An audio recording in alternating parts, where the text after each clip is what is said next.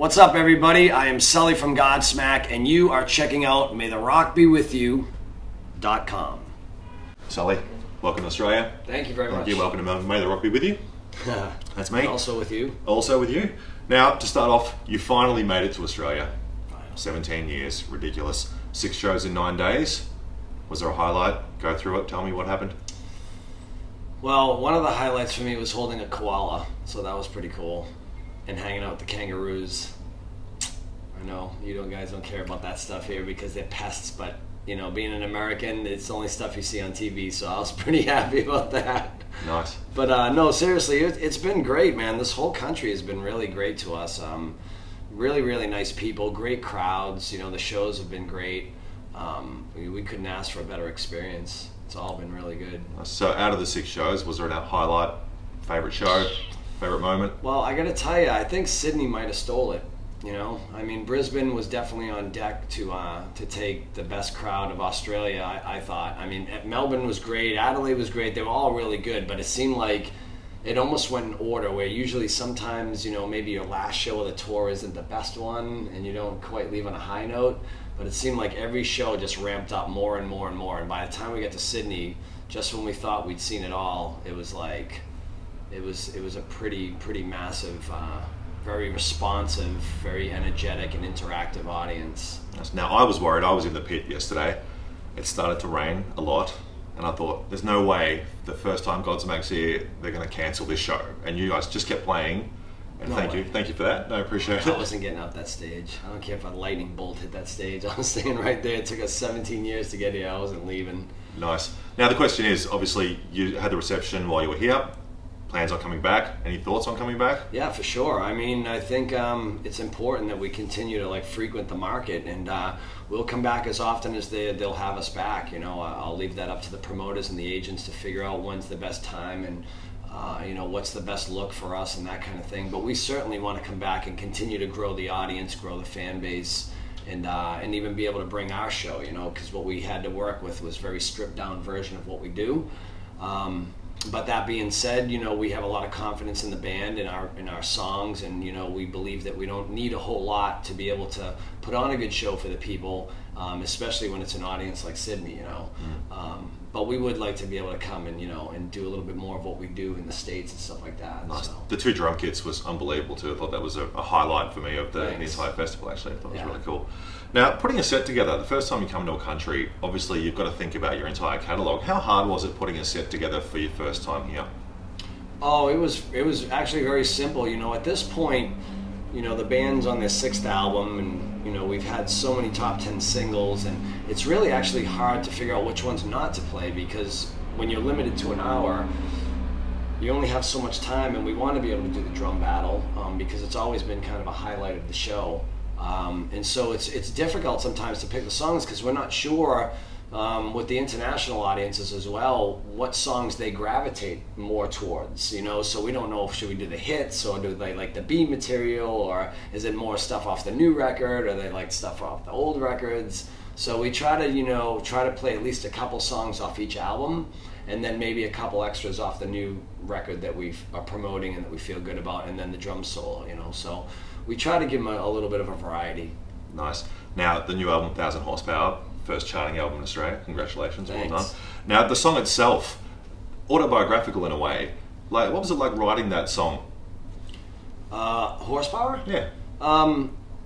It was, it's really weird. I've been asked this a lot, but I don't really have a good answer for it, because the way this whole album cycle went, you know, the band got together after not being together for a couple of years. We took some time off, and when we got together, I had a batch of songs, they had a batch of songs, and we started laying it all on the table and seeing which was strong, which was weak, and then we just started writing lyrics for everything.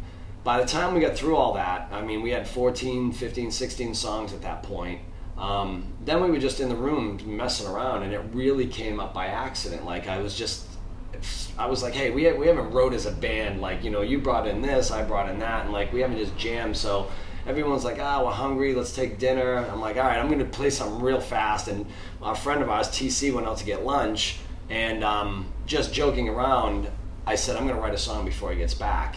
And Tony's like, well, you better play really fast because he'll be back in like 10 minutes. And I'm telling you, that whole song wrote itself maybe within an hour. Oh, wow. It was really, really quick. We were just messing around. I had this riff, Shannon jumped in, and then I started to get some ideas about, you know, feeling like it was a real engine moving, you know, like a real powerful kind of adrenaline thing.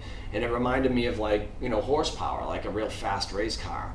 And when I started thinking about that, and then I thought about the metaphor of like the band over the years being a real fast car. You know, I feel like this band has like always been nonstop. We've always like moved through things very quickly and powerfully, and so it just kind of became a metaphor. And once that thought started happening, then it was really easy to build the song because I started thinking about the career and what we've done over the years and stuff. So it was a really interesting song. It didn't take a whole lot of thought once the light bulb went off, but it went very quick. Probably the quickest song I've ever wrote in my life. Nice. Very, very fast. It's surprising that it became the first single because there wasn't a whole lot of thought put into it.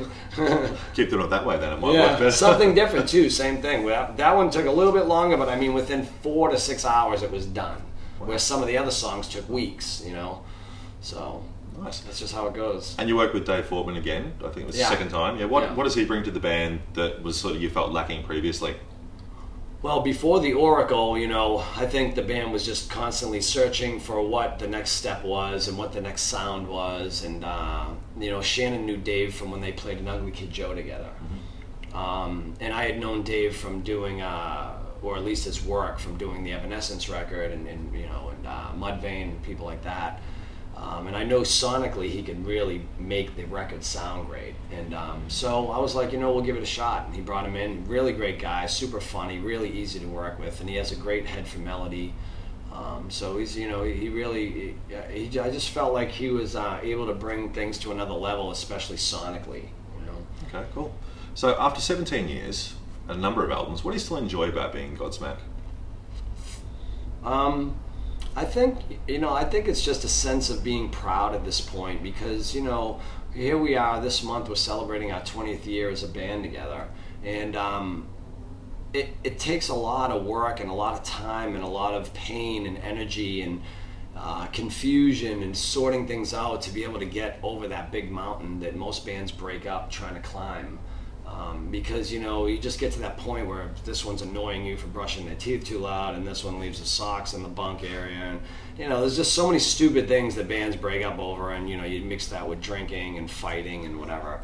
And now we're like way past that, you know, like I think this band really has done a great job at keeping an eye on each other and keeping ourselves humble and grounded. Through all the crazy stuff that's gone on, even with the industry crashing and all that stuff. I mean, it was really, you know, it's been a struggle for a while. And we're really grateful to still have our career and have people that care about this band still. And now I think we're at a point where we just want to complete the legacy, you know, and see where this will go. How much longer are you going to keep going? You're going to keep going for as long as you can? I don't know. Our goal is to hopefully get inducted into the Rock and Roll Hall of Fame one day. Nice. I think you have to be making records for 20 years. So our first record came out in '98, so that's 2018, and then we're eligible. Yeah, and then we'll see what happens. Yeah, and then we'll see how many more years it takes if we're even recognized. But no, I really do think we're going to just continue to do this until our bodies can't do it. Cool. And that's, I think, the biggest thing is to try to keep taking care of ourselves. Because as you get older, you start to question, why did I write that song so heavy? Why did I scream so loud? Like, you know, I'm 47 and my knees hurt and my neck hurts, and so yeah.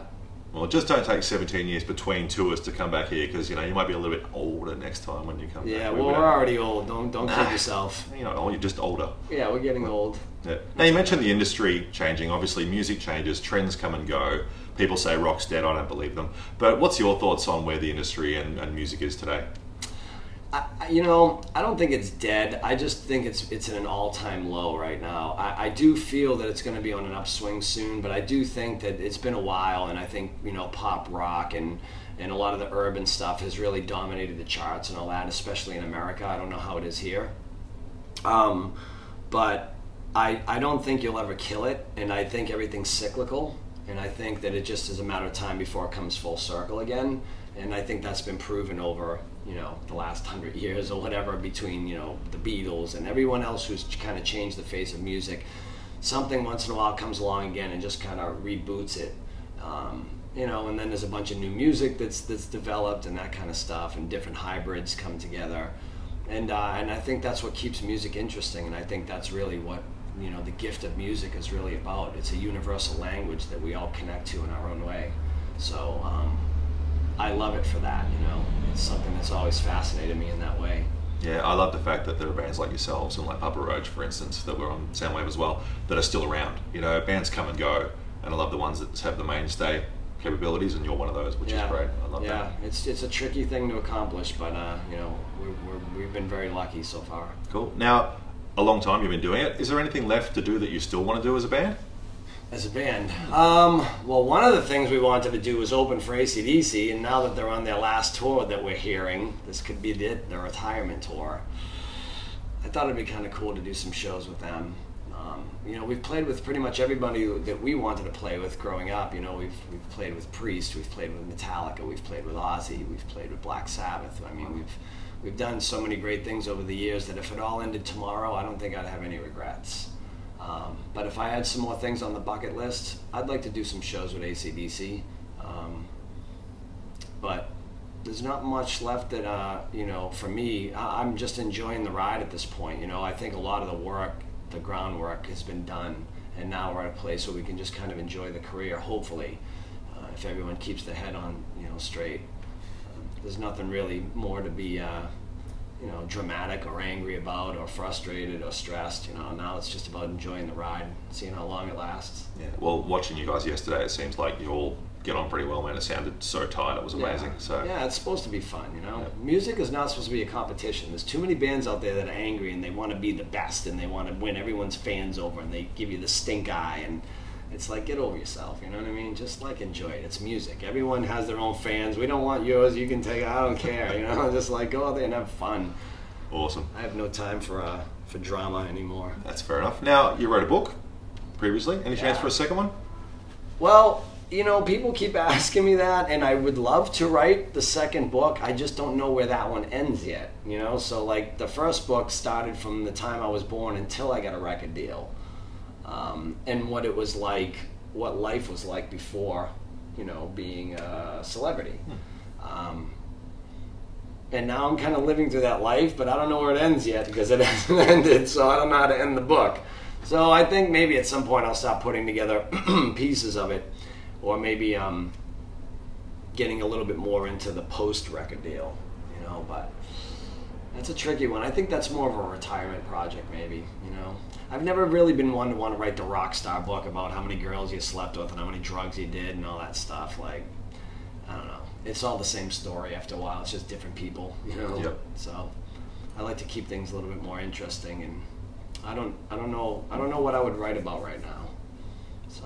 Well, maybe when you get in the Hall of Fame, maybe that's when you can. That's when you can do it. Yeah, that would be a good ending. There you go. Now, what I do with everybody is I try and get them to predict the future. So I want you to finish this sentence for me. By the end of 2015, Godsmack will be a lot more gray and sore, but we'll still be alive and running.